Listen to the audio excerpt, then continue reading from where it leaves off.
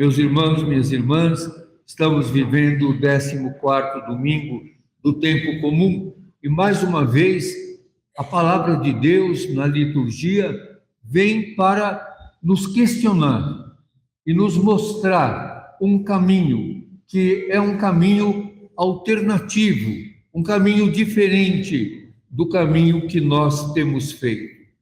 Nós somos bombardeados diariamente por muitas informações e por muito estímulo para pensarmos segundo o modelo dominante e o modelo vigente na nossa cultura e na nossa sociedade. Nós continuamos sempre e somos levados a crer no mais forte, em vencer, em superar. Nós somos educados na meritocracia, no individualismo. Não somos educados para acreditar na força dos pequenos, na presença dos insignificantes, em acreditar naqueles que ninguém conta. Hoje o nosso mundo é muito marcado pelo consumo, pela informação, não é marcado pela solidariedade, nem marcado por acreditar naqueles que não contam, naqueles que não têm importância. Nós ouvimos o profeta Zacarias dizer: assim diz o Senhor, exulta, exulta, eis que vem o teu rei ao teu encontro. E como é que vem esse rei? Ele é justo e salva, é humilde e vem montado num jumento. Esse texto de Zacarias depois ilumina quando Jesus entra em Jerusalém montado num jumento. O jumento não era a montaria dos reis. E o rei que vem ao encontro é um rei despojado. É um rei que não vem com poder, vem com amor. Não é um Deus poderoso, é um Deus amoroso. Tão amoroso que Jesus o chama de Pai. Essa é a grande mudança que Jesus nos traz. Para nós hoje, talvez isso não cause tanto impacto, mas é um Deus paterno e materno. Um Deus que ama, que redime, que descansa, que salva, não um Deus que condena. Por isso que Paulo nos chama a viver segundo o Espírito, e não segundo a mentalidade que ele chama de carnal, quer dizer, do mundo que nós vivemos. O mundo que nós vivemos, a cultura dominante, nos ensina a competir, não nos ensina a repartir. Nos ensina a acumular, não nos ensina a partilhar. Por isso que é tão difícil entender o segmento de Jesus. E eu já repeti isso aqui tantas vezes. Quando Jesus não consegue nos mudar, nós mudamos Jesus. E fazemos Jesus ser o que nós queremos. E não somos o que Jesus nos pede, o que Jesus nos solicita. Mas fazemos um Jesus segundo os nossos interesses. Por isso esse texto do Evangelho de hoje é tão forte e que vem para nos incomodar de alguma forma. Jesus diz: eu te louvo, ó Pai. E aí está a grande mudança. Jesus chama Deus de Pai. Eu te louvo, ó Pai. Com intimidade, com proximidade, sem medo, sem temor, com amor. Senhor do céu e da terra, por que escondestes estas coisas? Que coisas que Deus escondeu? Essa sabedoria que Mateus coloca nas bem-aventuranças. Nós estamos lendo aqui no Evangelho de hoje, o capítulo 25, que é um capítulo que vai mostrar que o julgamento de Deus é o contrário do que nós pensamos. É no capítulo 25 que Jesus vai dizer: eu estava com fome, me destes de comer. Eu estava com sede, me destes de beber. Por isso que esconde estas coisas aos poderosos e revela aos pequeninos. Os pequenos sabem que quem tem fome quer comer, quem tem sede precisa ser dessedentado, quem está preso quer ser visitado, quem está doente precisa ser cuidado.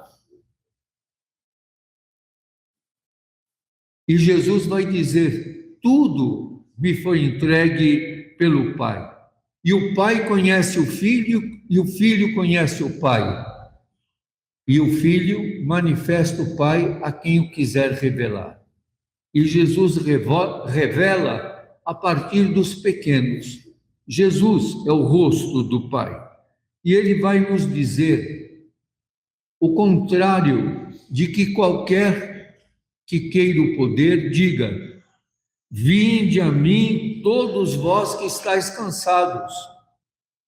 É estranho, né, Jesus? Quem quer poder vai dizer: vinde a mim todos que estáis fortes, que estáis armados, que tem como me defender. E Jesus fala de um pai que diz: vinde a mim vós que estáis cansados e fatigados, sobre o peso dos vossos fardos. O fardo que Jesus diz aqui é a lei religiosa que oprime, que exclui, que tem os que merecem e os que não merecem. O amor de Deus é graça. Por isso nós dizemos, temos que viver na graça de Deus. A graça de Deus é saber que o seu amor por nós é gratuito. E é um amor que suscita amor. É um amor que suscita ser como Ele. Ele diz: vos darei descanso. Tomai sobre vós o meu jugo, que é suave, que é leve. E eu vos darei descanso. Porque eu não vou pôr sobre as costas de vocês um peso, mas a leveza do amor, a leveza de quem se sabe amado, mesmo nas agruras que nós vivemos. Nós vivemos momentos cheios de dificuldade, mas somos chamados a confiar que o Pai há de nos guardar, que o Pai vai nos proteger, vai nos aliviar das dores. Nós vivemos uma lógica completamente diferente, e uma lógica que muitas vezes exclui, ou uma lógica da culpa, a lógica do peso, a lógica da vingança, a lógica do castigo, a lógica do não merecimento. Jesus nos ensina a ilógica do amor. O amor não tem lógica. Por isso eu digo na comunidade, quando alguém disser é lógico, eu digo cuidado. Quando é muito lógico, cuidado. Porque é lógico que aconteça isso. É uma lógica do poder, uma lógica da meritocracia. A lógica de Deus é a gratuidade. Aquela gratuidade que nos ensina. Você não merece, mas você precisa. Eu te amo, não porque você merece, mas porque você precisa. Essa semana eu gostei muito de um livro que diz assim: quando alguém te disser eu te amo, ele está dizendo: você não vai morrer, porque quem ama é imortal. Quem ama vive para sempre. Essa é a imortalidade do amor. Esta semana, alguns acompanharam, bem diante do nosso centro comunitário Santa Dulce, a prefeitura pegou a carroça de um morador de rua.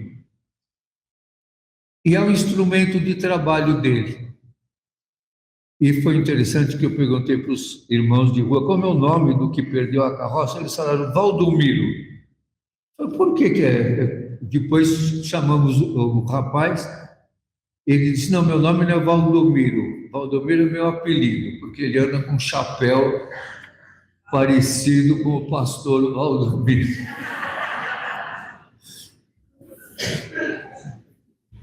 E ele estava aflito com a questão da carroça, e quando ele foi, eu perguntei: você tem o contra-lacre?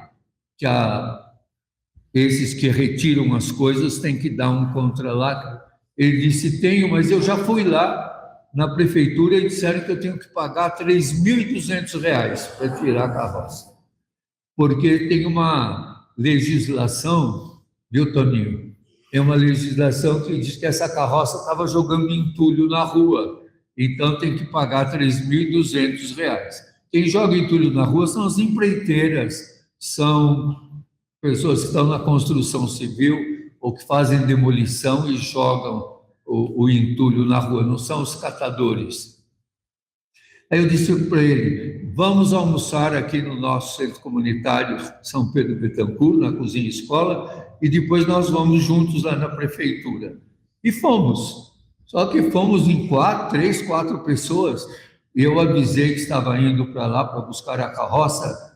Aí eles ficaram meio assustados e nos receberam com uma certa solenidade, pensando que nós íamos travar ali um conflito. Mas eu disse para eles: as pessoas que fazem isso estão desgastadas. Todo dia tem que ir lá arrancar a carroça do povo, eles estão cansados eles precisam ser reciclados, eles precisam ir para um serviço melhor.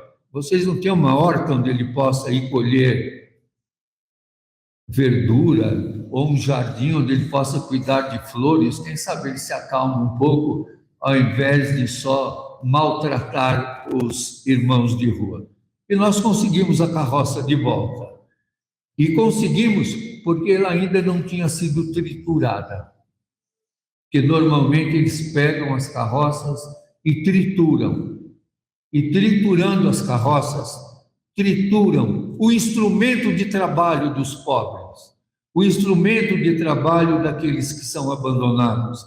A cidade é feita para os poderosos, não para os pequenos, não para os insignificantes, não para os que estão abandonados.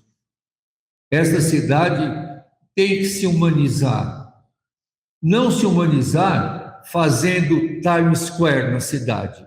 Nós não precisamos de um Times Square, uma praça dessa na cidade. Nós precisamos na cidade um coração grande que acolha todos. Nós precisamos nessa cidade pontos de água potável quando chegar o El Niño.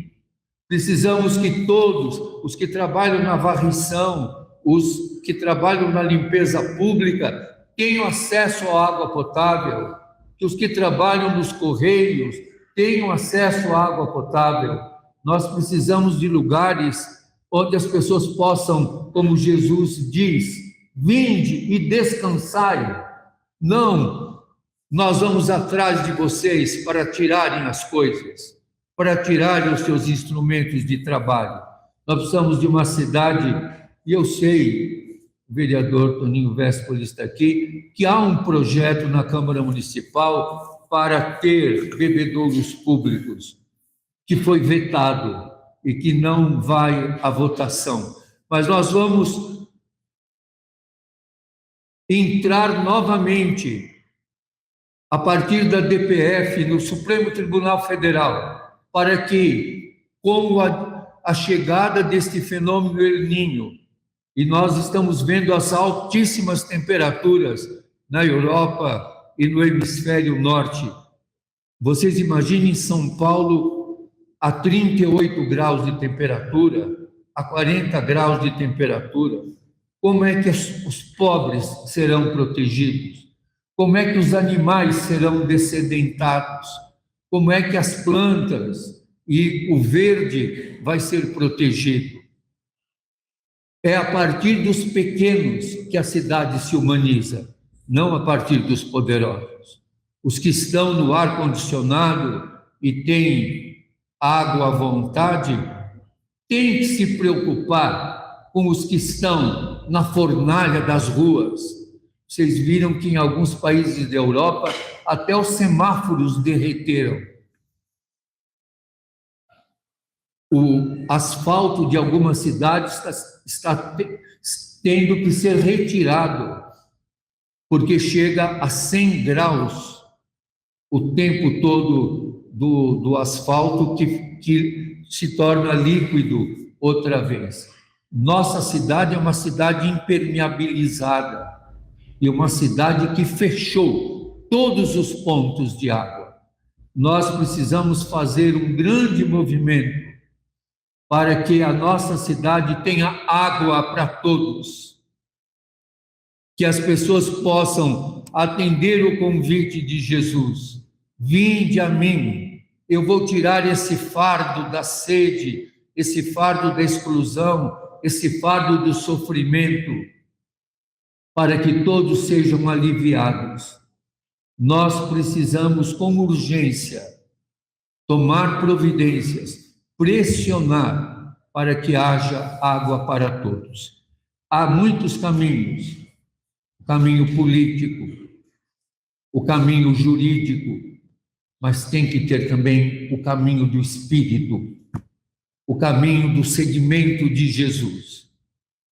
Se não tiver pontos de água na cidade, nós distribuiremos água para todos, porque a água é do Pai, e o Pai quer água para todos. Amém.